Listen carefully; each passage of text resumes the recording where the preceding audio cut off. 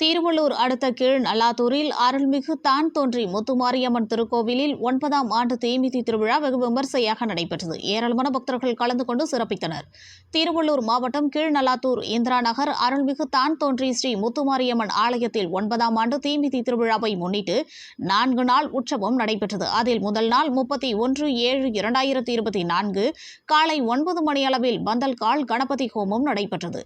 2ஆம் நாள் காலை கரகம் அழைத்தல், பம்பை உடுக்கை, பதிவிலக்கு பூஜை, காப்பு கட்டுதல், பொங்கல் வைத்தல், தீபாராதனையும் நடைபெற்றது. 3ஆம் நாள் அன்று காலை அம்மன் வீதி உலா மற்றும் படையல் படைத்தல். 4ஆம் நாள் 4/8/2024 காலை கூழ்வார்த்தல் நடைபெற்றது. மாலை 50க்கும் மேற்பட்ட ஆண்கள், பெண்கள், சிறியவர்கள் என காப்பு கட்டியவர்கள் அக்னி குண்டத்தில் இறங்கி தீ மிதித்தனர். அப்பொழுது கூடியிருந்த பக்தர்கள் ஓம் சக்தி, பராசக்தி என முழக்கமிட்டனர்.